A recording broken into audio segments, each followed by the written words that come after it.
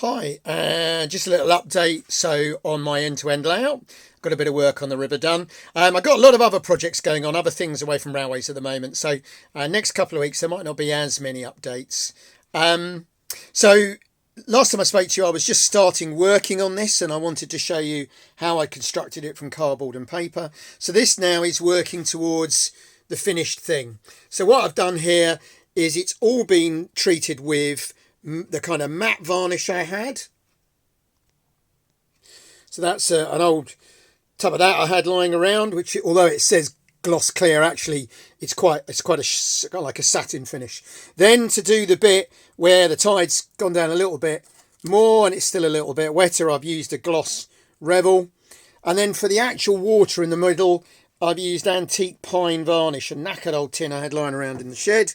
But that seems to me to have given quite a nice effect. It's sat in some of the ripples, a little bit deeper down there, giving you a different colour. So that, for me, I'm relatively happy with that. Where I've had the odd ridge line, I've put some gloss in just to make it look like a rivulet running down. So the plan is this is going to have like a wooden deck on it with a little pier out into the mud. I've got a couple of old boats floating around that I've got to find, but they'll be put in there sort of sinking in the mud. And I've got this ballasted. And I managed to remember to use a straight edge there to give me a nice edge. But I'm quite pleased now how this ballasting's coming up.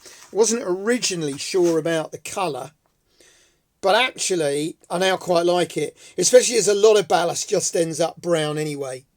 So this whole area is coming along quite nicely. I've changed my plan for the bridge. The girder bridge was too big. These are some more like plate bridge that I had lying around, so they'll go in there. And then I've also done a bit more ballasting up into the little terminus station. I've decided to turn that building around. It was going to be that way round with that as a good shed, but now actually I'm going to do it like that, a bit more of a station building with a station master's house, and put a little shed of some sort there as the goods shed. So if I really wanted, I could run a little goods wagon in there as well between the trams. Oh, and then this is too wide. I made it for another project, but it gives you an idea. I'll make a little canopy just to go over that platform. So quite a bit going on. I'm pleased with how that's come out. A bit of work. I think that's going to be a good start. And I can start then scenicking this area because I know those buildings are going there. So that's the market garden. I know with the station. So that is relatively simple. I can start working on that now. So thank you very much for watching, all the interesting comments, some of which have been very helpful. Somebody mentioned about tearing the edges of the paper so I didn't get a ridge line, and that worked very well. Thank you very much. So always interested to get the comments.